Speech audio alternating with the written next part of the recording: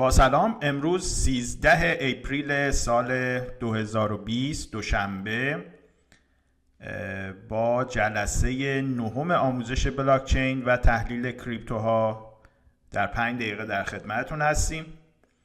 پوزیشن خرید قبلی که روز پنجشنبه هفته قبل باز کرده بودیم در حدود $7350 استاپ لاس خورد و با منهای 150 پیپ ضرر در $7200 بسته شد. امروز راجع به زیان و استاپ لاس در بازار صحبت خواهیم کرد. در یکی از روزهای بهاری سال 1383، یعنی یه چیزی حدود 15-16 سال پیش، که من توی بورس اوراق بهادار تهران پورتفوی گردانی میکردم، بعد از اتمام سشن معاملات یک احضاریه به دستم رسید و خب مثل همه احضاریه های دیگه‌ای که اون روز آدمو همچین حسابی میسازن، در واقع این روز بهاری ما هم بهاری تر شد. جریان این بود که بعد برای ادای پاره توضیحات به دادسرا میرفتم. عنوان اتهامی من هم خیانت در امانت ذکر شده بود. القصه روز بعد ما رفتیم دادسرا و توی دادسرا مشخص شد که یکی از مشتری هامون که ما براشون سبدگردانی میکردیم، یعنی سرمایه‌ای با یک قرارداد مشخصی در اختیار ما قرار داده بودن که ما براشون سبدگردانی بکنیم، ایشون رفته و شکایت کرده از ما. با بررسی پرونده مشخص شد که ما برای ایشون سهمی خریده بودیم که حدود 80% سود ایجاد کرده بود، اما کل پول ایشون رو وارد سرمایه گذاری نکرده بودیم و خب طبق اون قواعد و ضوابطی که خودمون داشتیم صرفاً 1/3 سرمایه رو وارد بازار کرده بودیم. شکایت این دوستمون این بود که ما که میدونستیم اون سهام خاص انقدر سود داره و انقدر خوبه، چرا برای ایشون سهام بیشتری نخریده بودیم تا سودش بیشتر بشه. و از اینجا شاکی محترم ما تشخیص داده بود که ما در امانت خیانت کردیم و مستحق حالا جریمه یا یک مجازاتی هستیم.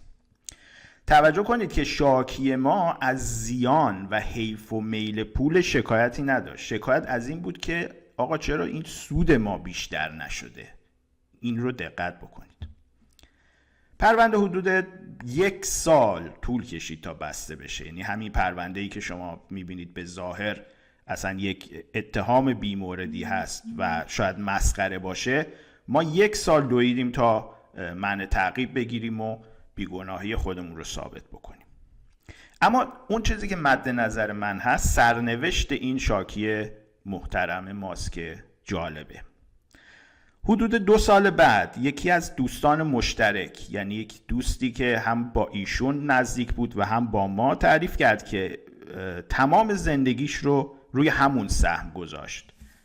یعنی اینکه اونطور که گفتن حتی خونش رو هم فروخته بود و زمینی هم که داشت فروخته بود و گذاشته بود روی اون سهم، که حالا ما عاقلانه 1/3 سرمایش رو وارد کرده بودیم و بعد هم پوزیشن رو بسته بودیم با یک سود 80%. اما ایشون روی سهم صبر کرده بود.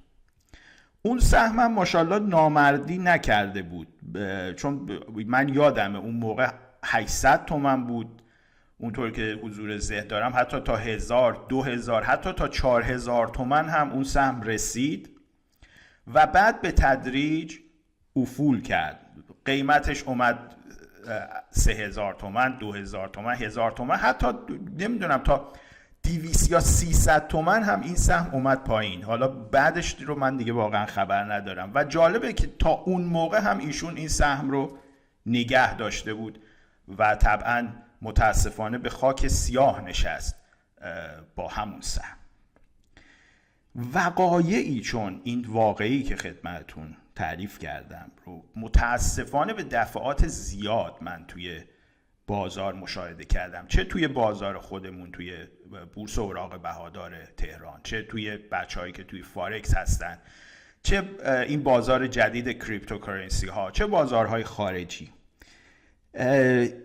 توجه به اینا ما رو به یه نتیجه بسیار مهمی توی بازار سرمایه میرسونه و اون این که آقا جان، شما اگر قابلیت قبول ضرر، تحمل زیان رو ندارید، وارد بازار سرمایه نشید لطفاً. یعنی 1 ریال پول خودتون رو هم وارد این بازار نکنید.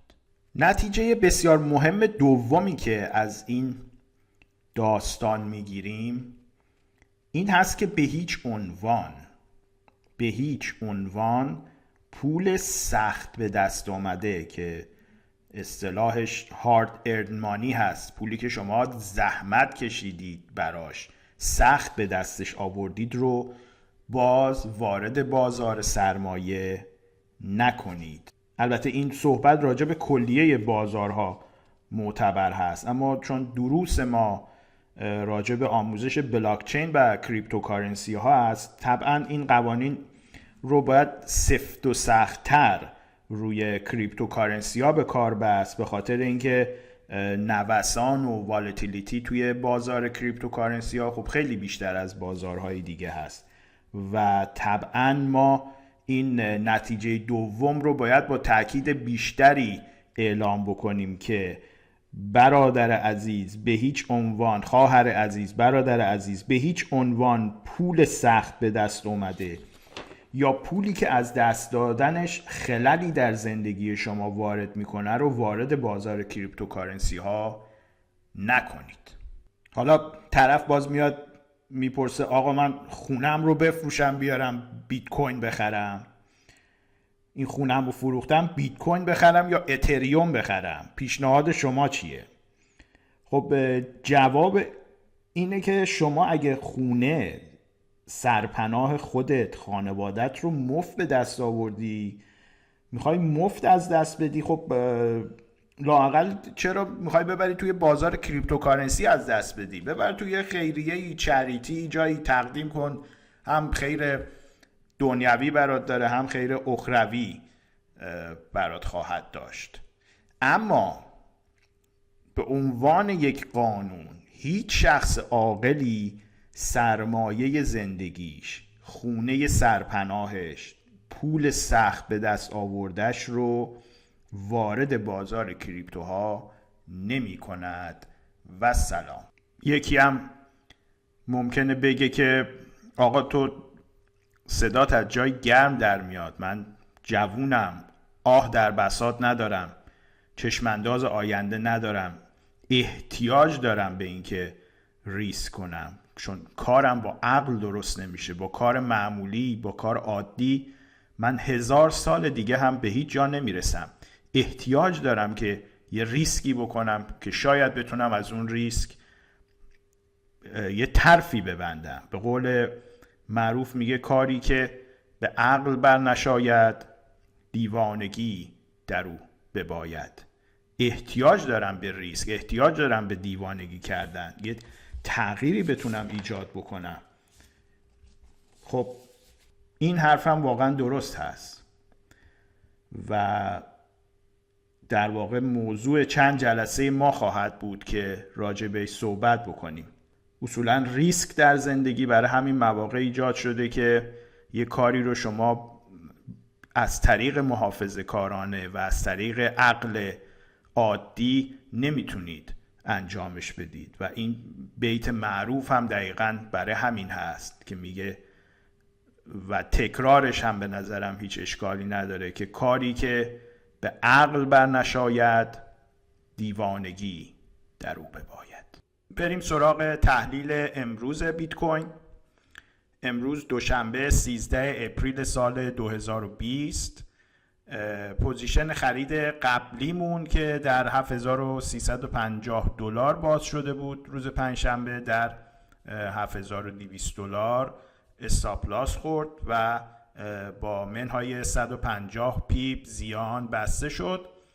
کل سود دوره تا الان مجموعا ما توی این 9 قسمت 2 تا پوزیشن باز کردیم که حاصلش مثبت 400 پیپ سود بوده و برای امروز هم همونطور که روی الویو هم میبینیم سیگنال خاصی ایجاد نشده. یه میکسی هست و یک دعوایی هست بین گاوها و خرسهای بازار که ببینیم کدومشون برنده میشن و ما بتونیم پوزیشنی رو باز بکنیم.